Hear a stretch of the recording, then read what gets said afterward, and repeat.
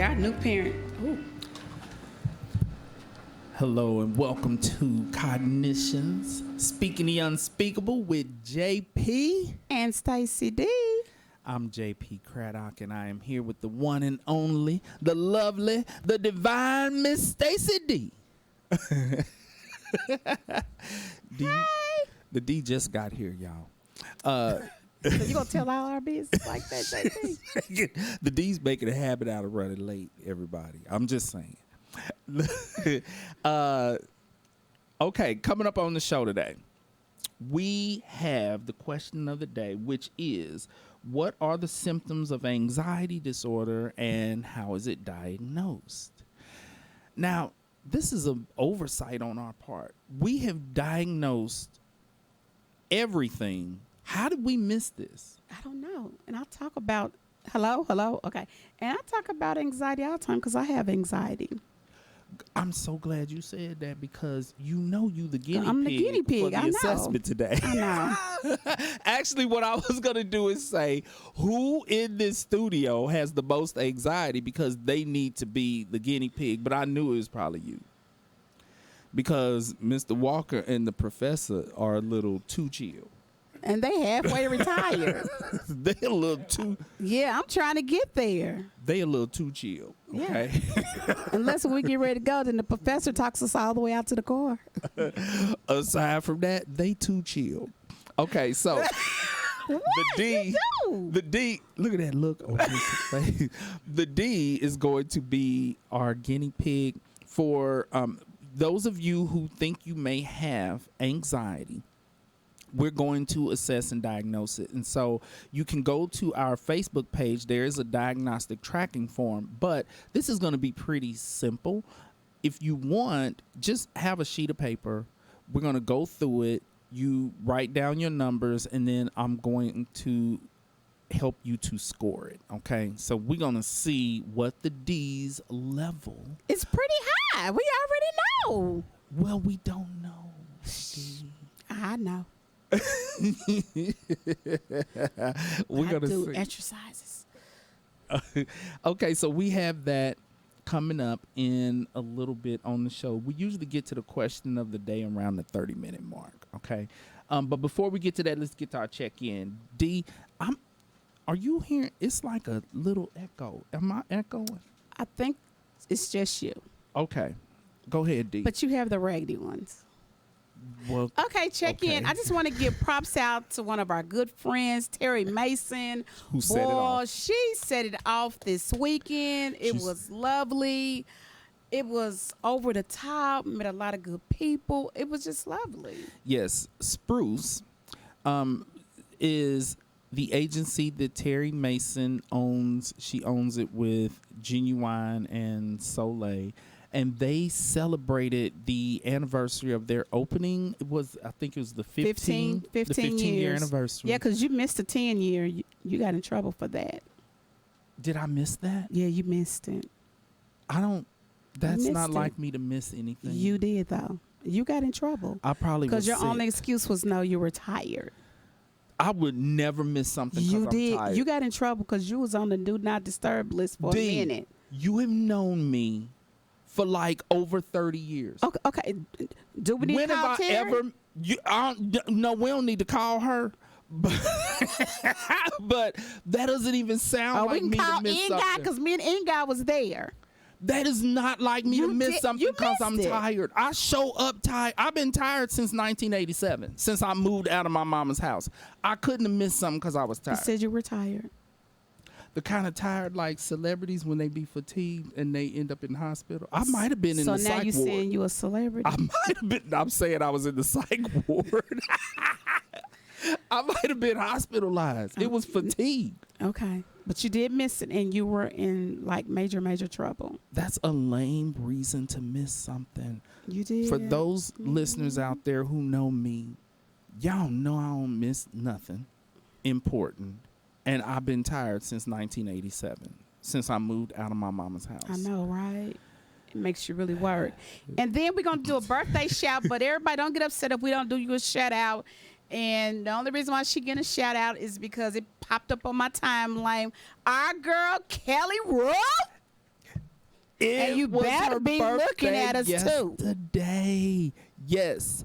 Happy Are you birthday watching? to my girl. This was the best lady in my wedding because I had a best lady, With her crazy butt. two best men, and 10 groomsmen. This was my best lady in my wedding. Yes, that's my girl, and we are Big like, wheels and rocking chairs. yes, this is a old heifer now. Is this your old heifer? I need to tell you about her birthday celebration. It's this Saturday. Oh, yeah. I didn't get a text. Yeah, I'm gonna send it while we here right now. And actually, so Kelly's birthday was yesterday, and then my nephew's birthday is today. So to Day, Day. because I will call somebody by their kid nickname. Exactly. Day. That's where I know you from. Okay? Day, who now he's David. David. But you used to 'Cause be Day. He's a therapist in private practice. Yes, very, very, very much.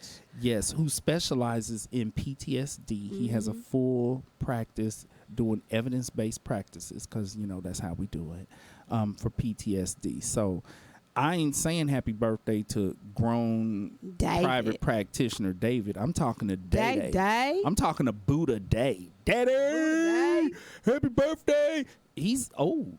Yeah, he He's can know. 41 years old. When you got He a on the fourth 41-year-old floor. nephew, either your sister was making babies early or you old. In this case, it's both. I'm And maybe old 'cause you was he's that old. oops baby. You was that oops baby. Oops. That heifer. Okay, I'm not gonna. I love my sister. That's all I'm gonna Yes, say. he does. Okay. So D, what's your check-in? That was it. Really? Okay, I gotta check in. This check-in, I had a incident with a friend. So He's I always kind of having incidents with friends, I isn't he? wanna. I don't think I usually have incidents with friends. Hold up. Oh, First yes, you do. The baby because of stuff on the radio. Okay. Yeah. Listen. That's when it's coming to the radio. This is so. But thank you for supporting us. Listen, I need for my friends to stop listening to the show because No, we need I that. never had issues with my friends. I'm talking 20 years would go by, no issues with my friends until we started doing the radio show because Kelly Ruff told us don't talk about her anymore. we can't even. She might be mad that we told her happy birthday. Exactly. Don't mention me on that show. What? Dang heifer. Okay, so Wow, she gonna somebody be on need to our get head a on Saturday. Somebody need to get a hold of Kelly and tell her to listen to the show today. Listen to the show.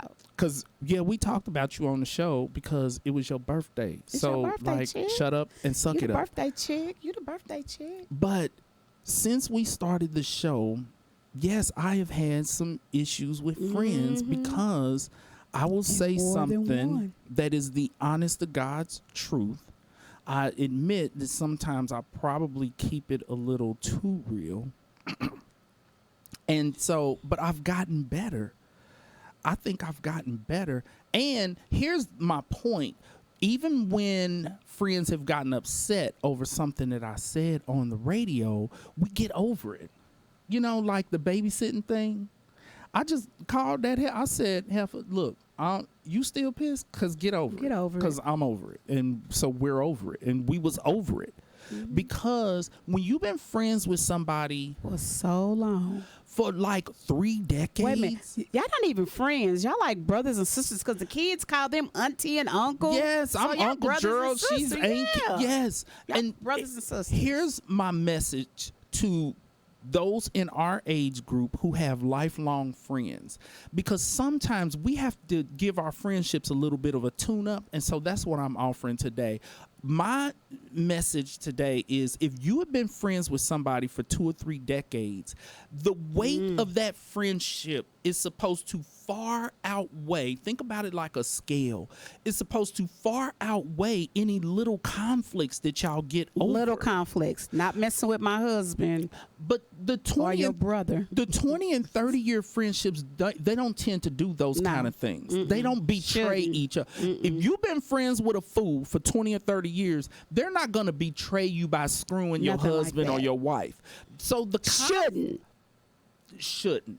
shouldn't. I really haven't heard of old friendships having those kind of problems. They have regular conflicts. And so when you have a regular conflict, what you are supposed to do is think about, I've been friends with this person for 3 decades. So let me keep that in perspective, because the 3 decades of friendship is supposed to far outweigh the stupid conflict. Well, one of my friends obviously does not know that lesson, because the fool got mad. Come on, we're taking you to school right now. The fool got mad at me. When? Over something that I really didn't think it was that serious. I don't want to give the specifics, but we talked about it at Terry's event and made a comment that he was so upset that it was going to affect the friendship. And I was like, how's it going to affect the friendship? The friendship's going to be fine. Like, it's going to affect the brotherhood, actually, was what was said, okay? Because it's one of my frat brothers. And I was like, how can a conflict over something that's really not that big of a deal, how's it going to affect so I blew it off like, whatever, you tripping. So I called him, though, because I was like, I didn't like that comment, so I'm going to call him directly, because, we was doing this group texting thing, so, I'm direct. I'm like, I'm going to call this fool and say I didn't appreciate that comment. I left a message. He never returned my call. We have not spoken since. In a week? We ain't spoke since. Yeah. And so apparently, the conflict did affect the brotherhood. 30 years plus years. Actually plus longer than 30 years. And so it leaves me feeling almost, it's like a betrayal. Empty. In a way. Like, how you gonna be so caught up in your feelings? Have it's you like ever had a conflict before? We used to fight all the time in school. But we haven't had a disagreement since graduating from college. And so I'm thinking he has forgotten how to have a disagreement. And here's a lesson. When you have a disagreement with your friend or your family member, okay, and you react by either exploding, there's 3 types of communication problems, and we need to do a whole show on this. Oh, we do. There is miscommunication, misunderstanding each other. There is lack of communication, one person shutting down like he has done. And then there's toxic communication, which is a person cussing and going off and acting a fool, and he did a little bit of that too. It wasn't directed at me, it was directed at another friend of mine, and I didn't appreciate that. And so that's what they got mad about. Don't give the specifics. I'm but not. What you mean? Took someone else's side and not the brotherhood. Because I'm always on the side of what's right. What's right. But some people think the sisterhood and the brotherhood outweighs everything I don't play else. that mess. I don't play that mess. Don't either. And my friends know me well enough to know I'm on the side of what's right. I don't care if you my brother, you my sister. If you on the side of what's wrong, I'm going to speak it. I'm going to speak on that. And so for you to get mad and shut down and it's affecting the brotherhood and you ain't talking to me no more, that sends the message to your friend that in order for us to be friends, you have to agree with me all the time. You got to be a yes ma'am. And you are not to open your mouth and voice disagreement. That's not a healthy relationship. How the hell is that friendship? That's not even friendship. So this is a punishment for speaking up on the side of what I felt was right. So that's my point, is for those of you who have lifelong friendships, one, always keep your conflicts in perspective.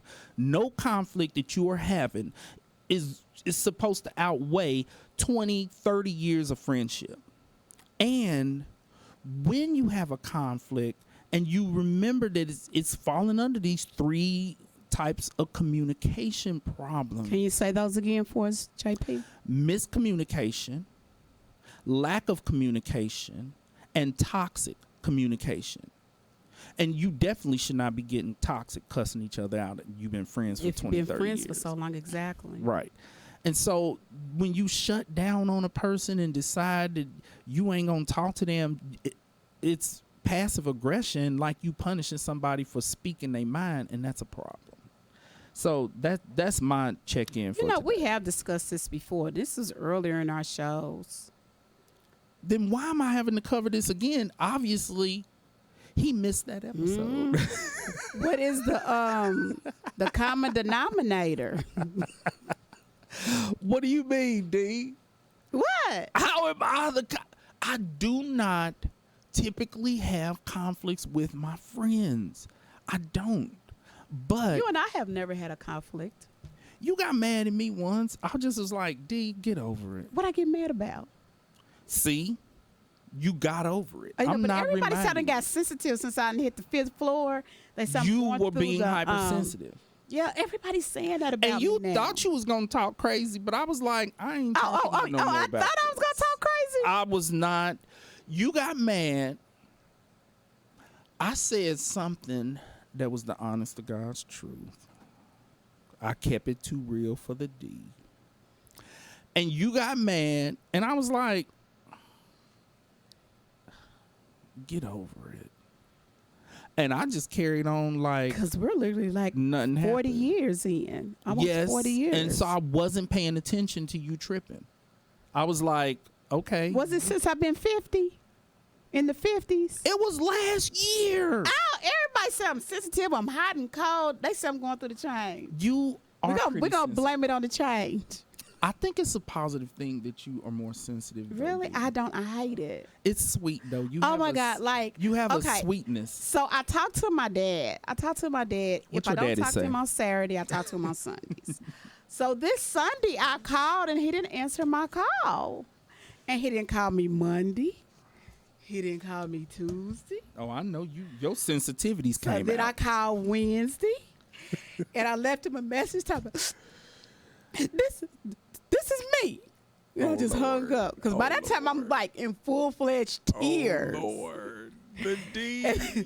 So, and Daddy called me last night. And I was like, I've been trying to call you for 4 days. You know, we talk every Sunday. And he said that when he's with his wife, he don't take his phone. And he was meaning, he's 75 that's years nice. old. And he says that he just been meaning to call me. And my daddy forgot about me. No, that's not Yeah. what he was saying. Yes, that's what I got out of it. So then I start crying. Oh, So my Lord. daddy's coming in 2 weeks to see me. He had to travel to From calm Mississippi. you down. He said he'd be here in 2 weeks. That's a good idea, though. He said evidently I need my daddy. Yeah, So he'll be here in 2 weeks. that's sweet. Mm-hmm. But do you have become more sensitive? I know, Because and I when hate you got it. upset with me, I was like, why is she upset over that? It's why? I'm trying not to go off on old women. They look like George Jefferson's mama. Okay, let's get to. We're not about to talk about that. Oh my God. Mrs. Jefferson? We see you gonna end up having a problem with a friend. No, I'm not. If she's watching the show. Sorry. Mental health and illness in the In the news. news. Yeah, we're gonna move past that quick. Okay, a woman in Oklahoma left her children in a hot car for 40 minutes while she was shopping in seen Walmart. I ain't even gonna say nothing about the whole Nobody Walmart can piece. never, ever run in and run out of the mark. That's true. She was in there for 40 minutes. Okay. It was nearly 100 degrees that day. And her defense to the police, because when she came out to her car, the popo was there. That was her, good. Yes. Her defense to the police was that she had cracked the window. A passerby had to break into the car through her sunroof to rescue her children, who were lethargic but still alive. Thank God. She's been charged with child neglect. Oh, Here's the reason why I'm covering this story. If you walk by a car and there's kids in the car, Or pets. I don't care how expensive that car is, you get those kids out of that car by any means necessary. And then call the popo. Let me tell every idiot parent out there, if I walk past your car, you can be driving, it can be a big old 7 Series BMW. I'm probably going to bust out all your windows to get the kid. You really only need to break one window. But I'm going to be so pissed. I'm busting out at least 2-3 windows to get your kids out that car. But and I just want people to remember, because a car with the window cracked, I'm sure some other people passed by and saw the kids. They was like, well, the window's cracked. Maybe the kids can breathe. But the fact that it was where? Oklahoma. It gets hot in Oklahoma. It was almost 100 degrees. Mm-hmm. And here's what my thoughts were. If he had to break in through her sunroof to get to her kids, that means that the window wasn't cracked enough. Because if the window would have been cracked enough, it should have been rolled all the way down. He would have been able to just reach inside and unlock the door. And so the kids, I don't know the ages of the kids, but they were obviously at such a young age that she couldn't leave the windows rolled all the way down. He couldn't get into them. That's crazy. Just didn't leave the car running. I mean, I can leave okay, this is a blind moment. Sometimes I just accidentally leave my car running. Well, because it runs so quiet, you can't hear it. Right. And so you might jump out the car and I'll figure it out, because when my alarm goes beep, beep, beep, beep, beep, beep, beep, that means it's still running. Right. But I used to be like, what the hell? Why is it beeping like that? Yeah. You're not the only one. Okay, good. Yeah, because I think the other day I got out the car. I didn't get all the way out, but I hadn't turned the car off because you can't hear the cars. You can't hear the cars now. This ain't back in the 80s when I didn't have no muffler and you heard me from 3 blocks away. I know. Boy, don't bring back them 80 cars. Boy. I had a 2-door and only 1 door worked. I had a Chevy Citation, and if I drove too fast on the freeway, the hood would fly up and smack against the windshield. Mine did. I had to go to the junkyard and get another hood. That car had dents all over. There was no part of that car that was not dented You up. could start my car without a key. You could hear, but in modern times, A to B, in modern times, and that's all that mattered back then. But like, nowadays we got quiet cars. I know. Wait a minute, I had one car that didn't have any reverse. Ooh, so me and my friend, we would have to okay, start doing it, start rocking it, put your leg out. Okay, it's going. No, you are making this up. Y'all Flintstone the car. Y'all Flintstone the car. That is hilarious. It didn't have any reverse. Mr. Walker understood that. He dealt with no reverse too. I've never heard of that. Had to park on the hill, right? Shut up. Or someplace where you can just drive on through. Y'all have got to be making this up. No. That is so crazy. But you know what? That does remind me. I did have an old Cadillac. It was a 79 Cadillac. Was it a Fleetwood? I was so broke, I could not afford transmission fluid. And you're right. The reverse went out. This is the first thing to go out. And my sister had driven it to work. She worked at a hospital. She called me and she was like, your car won't go in reverse. I'd only paid $500 for the car. I was like, well, leave it there. Because I was like, I didn't have the money for the transmission fluid. And so my sister fussed at me. She was like, that's when it was like $1.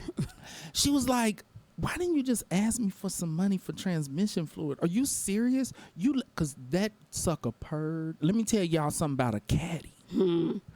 Old caddy. I rose caddies. It rolled so smooth and it purred. Oh, that old caddy. It was rusted out. But that old caddy, but let me tell you, we left it there. You just left it there? Well, I mean, it wouldn't go in reverse. I didn't know what to do. Still went frontwards. If I didn't... You should have called me. I would have told you what to do. You just got to rock it. I didn't know what to do. Oh, my God. Okay. So here's we have time because it's almost 2:30. We have time for one more mental health and illness story in the news. Last week, we covered a human interest story that took place at a kid's Little League baseball game where this little leaguer, Isaiah Jarvis, if y'all recall, he got hit in the head with a ball by the pitcher, and the pitcher felt so bad. The pitcher was crying. And so when little Isaiah came to, he wasn't unconscious. I'm just kidding. but little Isaiah left first base to go out to the pitcher's mound, and he hugged this kid and told him, "It's okay. I'm okay. You're doing a good job." Just a week ago, we covered that story at a Little League baseball game. This week, I have to cover a murder at a Little League's football game. Oh, I thought you was going to talk about the basketball game, basketball tournament at Staley. No. When they beat up the referee. No, this is murder. In Lancaster, Texas. I know exactly where that is. Some adults got into it over a game call, okay? And Yaqub Talib, 39 years old, shot a man. You could hear like 5 shots ring out. They were all out there. And this on was the field, a kids game. A kids football game. So what are we teaching our children? Right. We are their first teachers. Why are you packing heat at a little kid's game anyway? What could possibly happen that you need to be packing heat? He didn't like the call from the referee. He didn't like the call. And so he eventually turned himself in, claiming that he needed to tell his side of the story. There's no side. He killed Michael Hickman, a 43-year-old, in front of his children. Trauma with the kids now. 5 shots rang out.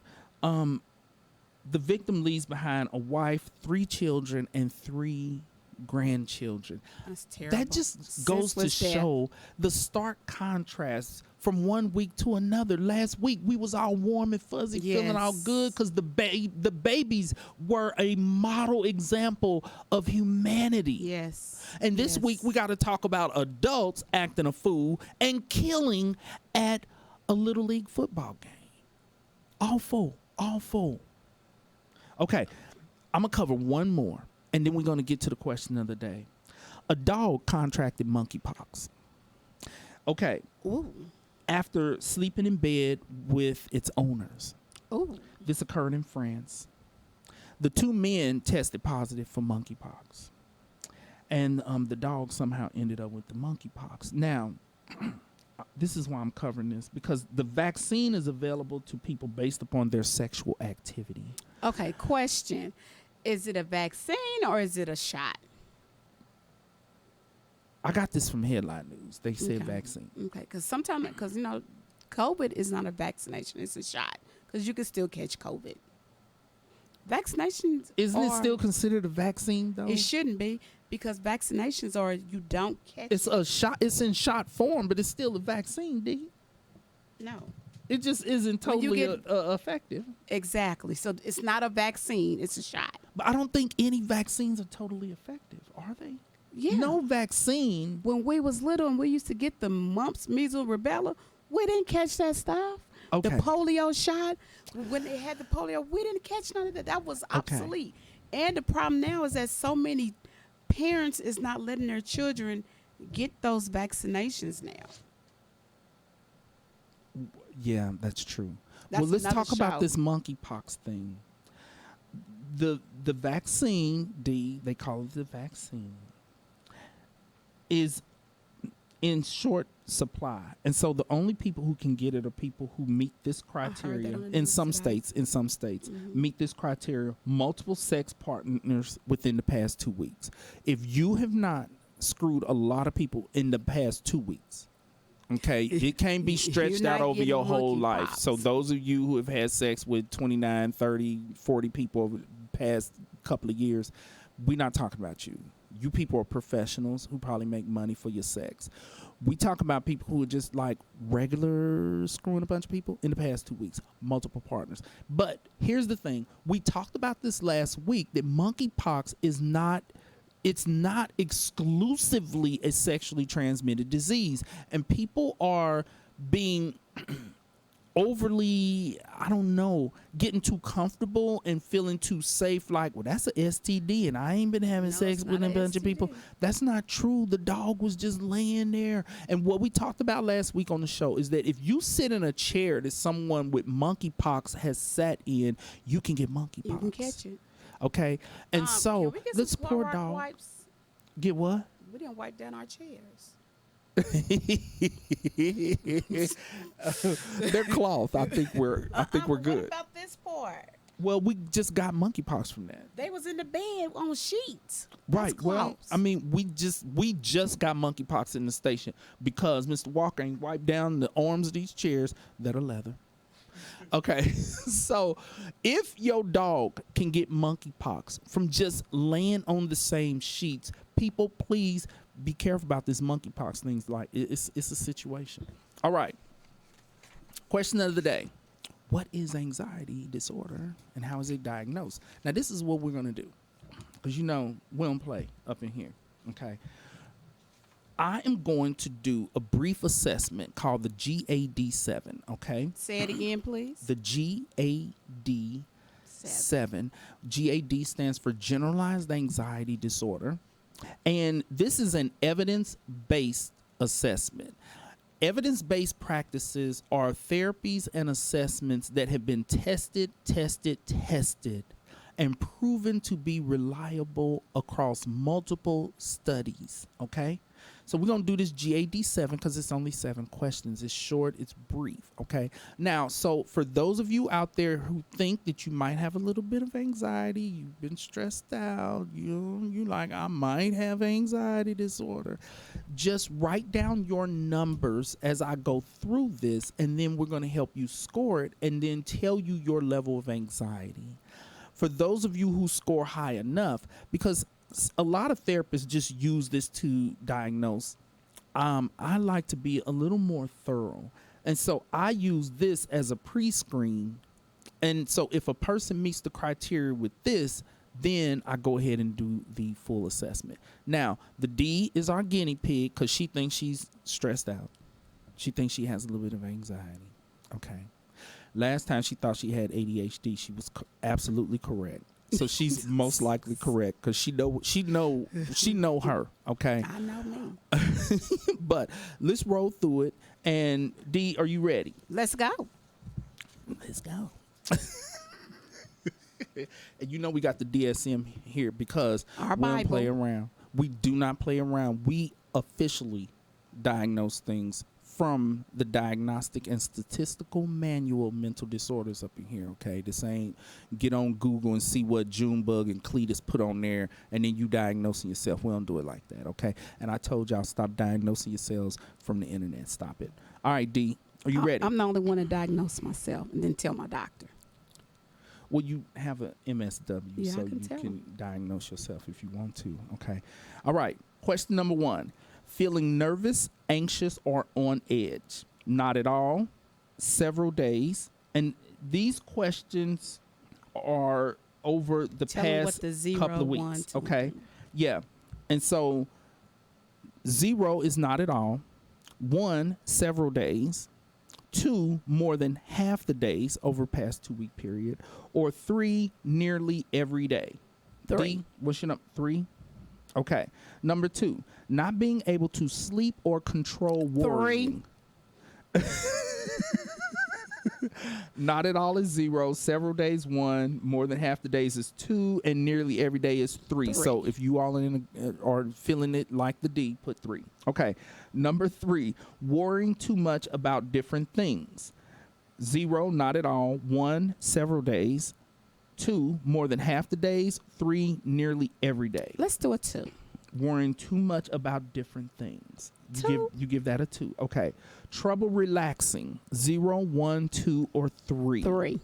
3, nearly every day. Yeah, nearly every day. Okay. Number 5, being so restless that it is hard to sit still. 0, not at all. Now that goes with the ADHD though. True. I'm so glad you said that. People with ADHD, when they are assessed Because for y'all know anxiety, I'm doing my feet right now. they end up answering this. And so it makes it hard because that symptom applies to both. And so, yeah, that makes it hard. But just try to separate out restlessness from anxiety, from your regular hyperactivity if you also have ADHD. Because this is a restlessness from being stressed out.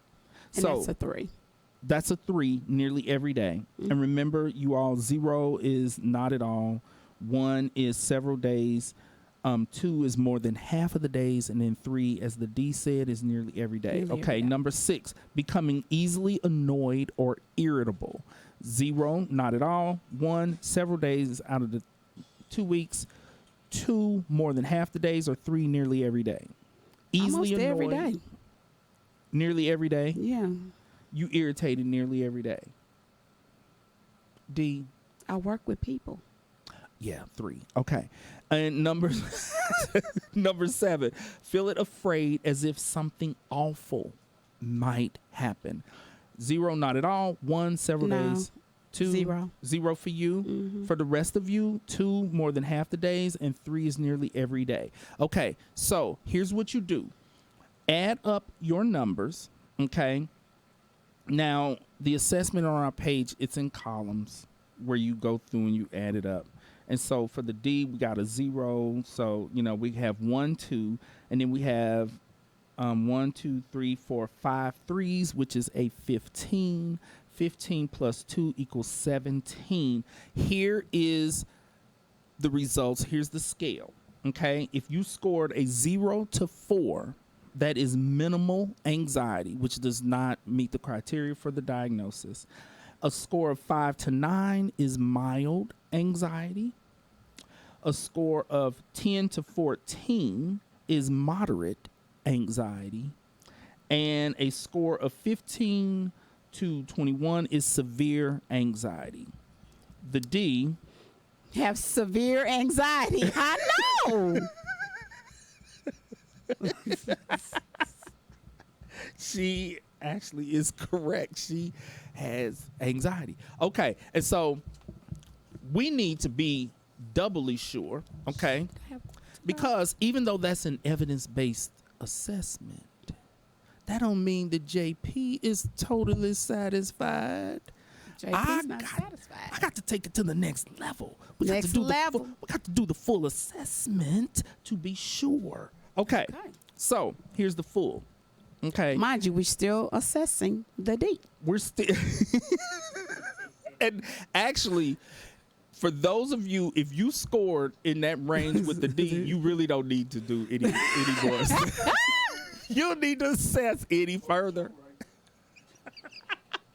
Okay, but for those of you, if you scored a 5 or above, please follow along with me because we're going to make doubly sure. For those of you who scored 0 to 4, go grab a snack, sit down and chill, and let's see where the D comes out. Okay, so excessive anxiety and worry, apprehensive expectation occurring more days than not for at least 6 months. So now we're about to go back over the past 6 months, okay? About a number of events. This can be stress about work, about school performance, about relationships, whatever the case may be, okay? Now, I haven't got to the questions yet. The individual finds it difficult to control the worry. D, do you find it difficult to control the worrying? Because of what I am, I do exercises. You're doing a behavioral intervention. We're not covering that today. We're going to Listen, cover. tell me not going. Okay. No, So because I do control it. next week we're going to talk about managing the anxiety. For those of you who Managing scored in the range of having generalized anxiety disorder, having anxiety, we're going to work on how to manage it, which is going to be cognitive and behavioral interventions. The D, she's ready to go there today, but we're not going there today. We're going to go there next week. Okay. Next week. The anxiety and worry is associated. Now we're going to get down to the diagnostic criteria. Everybody, please pay attention. You have to have at least 3 or more of these symptoms that I'm about to go down the list for, with at least some of the symptoms being present for more days than not over the past 6 months. 6 months. So think about 6 months back. Over the course of a August, week, so you would need to February. experience these symptoms more days than the amount of days that you are chilled 4 out days and a week. relaxed and not. At least 4 days a week. Yeah, at least 4 days a week. Okay. So at least 3 of these, we're going to see how many the D has. Okay. Because the D might land just at 1 or 2. And then we're going to have to be like questioning the evidence-based assessment because it was incorrect. Y'all know that's not going to happen, but let's see what happens. Okay. D, are you ready? I'm ready. I stay ready. She always says that. Okay. Now, for children, for those of you diagnosing your children, they only have to have 1 of these symptoms. They do not have to have 3 out of these 6. Okay. Number 1, restless or feeling keyed up or on edge. The D got that. Okay. Number 2, being easily fatigued. Like you end up feeling tired. But And then you're like, really I really not haven't tired. done that much. Why am I so tired? But you can't go to sleep. Yeah, not sleeping. We ain't got to that part yet. This is just feeling fatigued. You say yes to that one? Okay. Number 3, difficulty concentrating or mind going blank. Now, here's the problem, because the D also has ADHD. And so ADHD, struggling to concentrate, is a primary symptom in That's ADHD. our main thing. But for those of you who also have ADHD, try to separate the two by thinking about having trouble concentrating in relation to your stress and anxiety, where you're just stressed out and keyed up and you just have so much on your mind. You don't even know where to and start. that's why you're having trouble concentrating. Yes or no on this one, D? Yes. Okay. Uh-oh. Irritability, you already said yes to that on the other one. Every day. I wake up like that. Irritated. D, I'm struggling to believe this one though. Cause you really be sweet, D. I'm mad. You be irritated. Boy, Okay. you don't know. As soon as I get out the car, I touch the car and leave it in the car and I come on in. Oh, that's good. See, the D. Self-management. Self-management of the symptom of irritability. That's next week. That's next week. Okay. Number 5, muscle tension. Because you can carry stress. All up in my neck and my Yes, shoulders. in your body. Because for me, it's always in That's the back, what mine is. in the back of my neck, right here. And Nadine my has to give me shoulders, massage. so- I can tell when I'm really, really stressed out. My And neck starts sometimes hurting. It gets right here in my back. Oh, really? Yep, See, for and me, then it my- just stay right here. Yeah, then Make you sometimes I have start problems with crying. Laying on my left side. I asked the doctor, "Do I need a hip replacement?" He told me to get up out of his office. Right, because you always trying to get something done. D, ain't nothing wrong with you. But when It's I stress. Lay on, when I lay on this side, it just hurts so bad. He said, "Well, lay on the other side." That's my kind of doctor. I like a doctor who's not just trying to make money. Yeah, he's not like that. He's like, no, I'm not doing a procedure on you for that. You can carry stress, anxiety in your body. So please remember that. And when we talk about the behavioral interventions next week, this is a very important one. Okay. The last one, D's already beyond 3, by the way. In fact, she said yes to all of these. But here's the last one, number 6. No. You know you have sleep disturbance. Yes. Difficulty falling or staying asleep, or restless, unsatisfying sleep. Yeah, the Z-Quill don't even work. Yes, let me put you down for this. Or the one. melatonin no more. That stuff is so potent. It make me sleep for It 3 don't days do anything straight. for me now. Let me explain the sleep disturbance. Let me break it down a little bit better than what the DSM has done. There's 3 types of insomnia. We covered this when we covered depression, but I'm going to cover it again for those of you who missed it or do not remember. One is initial stage insomnia, having trouble falling asleep at night. 2 is middle stage insomnia, waking up in the middle of the night and having trouble going back to sleep. Go back to sleep. And 3 is waking up really, really early in the morning and having trouble going back to sleep. Okay. So, D, you experience trouble falling asleep at night. Well, no. Now that it got different now. I Really? blame it on the I'm going through the change. You be up So, all hours of the night. Yeah, I might go to bed like at 8 p.m. Oh, really? Yeah. All depends wow. on if I'm at home. Then I wake up at 10 p.m. Oh, Lord. and then I'm up to 6 a.m. and then I get so sleepy. Wow. But 6 a.m. there's no time for sleep because I have to hit it. You met this criteria. Yeah.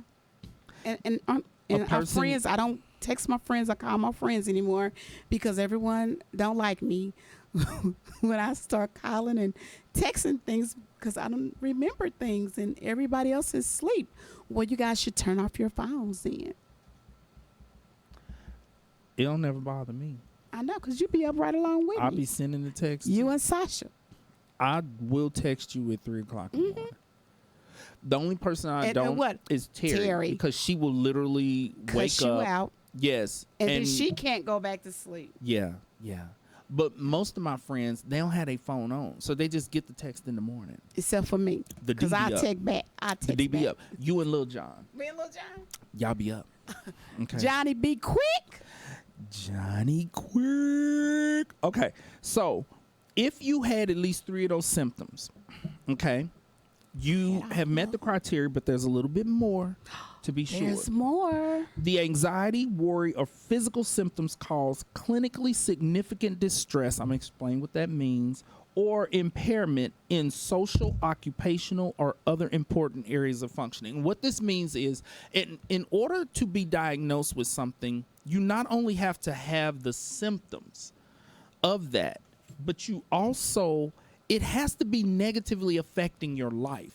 You can't just have the symptoms, but because if it's not affecting you, there's no need to diagnose you. This is how we prevent ourselves from overly diagnosing people with things that they're like, it's not affecting me. So if this is not affecting you socially, occupationally, or in other areas of functioning and not causing clinically significant distress, which means it's bothering you.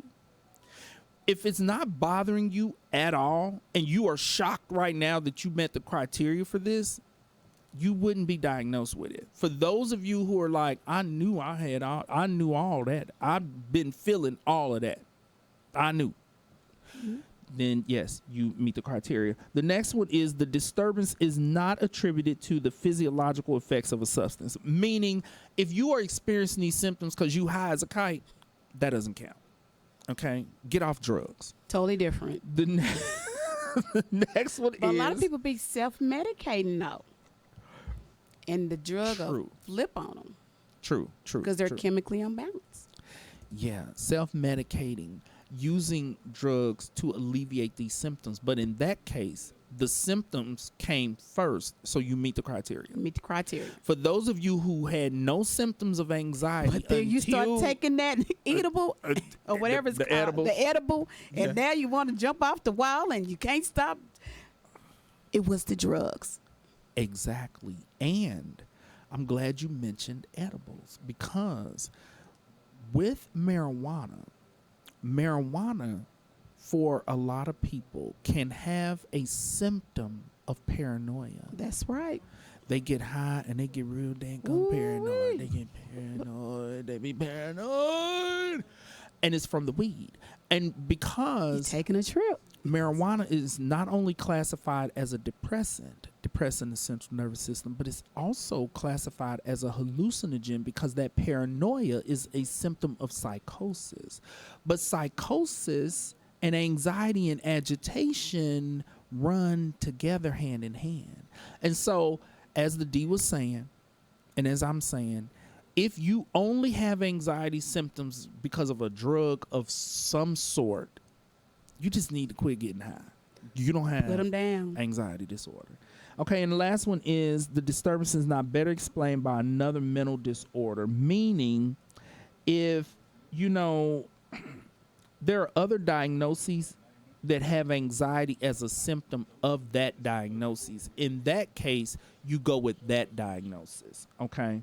And so, for example, if a person has PTSD. PTSD is going to include these symptoms. And so there's no need to diagnose a person with both PTSD and generalized anxiety disorder because it started with the PTSD. See, that came first. And so I think, we covered this well. Yes, we did. And hopefully everyone was able to follow along. If you all have any questions, you can send us your questions through our Facebook page. But we just did basically 2 assessments for anxiety. And guess what? The D have it. But I manages it without medication. She manages it without medication. Now, and you probably do better managing that without meds than your ADHD because you self-manage your ADHD too. And I'm not totally sure you do as great a job.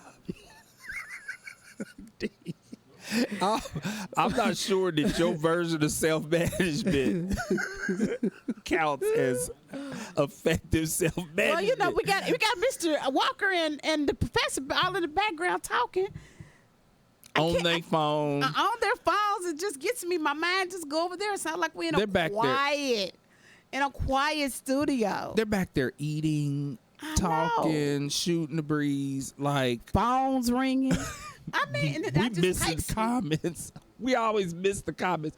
Mr. Walker, are there comments today? Because we missed. Are there any comments? We missed everybody's comments. Oh, but I do want to say that on our Facebook page, someone was at the fundraiser on Saturday, and she said she was glad to meet the celebrities. Oh, that was sweet. Yes. Oh, that was sweet. Yeah, we do. If we miss your comments during the show, we do go back and check the comments because Asara was commenting last week saying, "Hey, I'm here," and we didn't acknowledge the comment. We didn't acknowledge none of the comments last week. But I think Mr. Walker said there weren't comments. Our engineer said, "Oh, you did?" I said y'all had a lot of comments on last week's show because there was a few comments. What was last week's show about? Last week we covered the treatment for cheating. Oh, the cheating treatment. Because 2 weeks ago we covered the 6 types of cheating and cheaters, and then last week we covered how do you treat this? Like, there's therapy for cheating, and so if we miss your comment, we will, we'll get to it when we go over the comments. Because I always watch the show afterwards to see what went right, what went wrong, what kind of technical difficulties did we have. Hey, what about our prime time? Hey, Miss Walker. Oh, that's wonderful. Okay, our show will be re-airing during prime time, Thursdays at 7. Prime time. It didn't air last week though, Mr. Walker.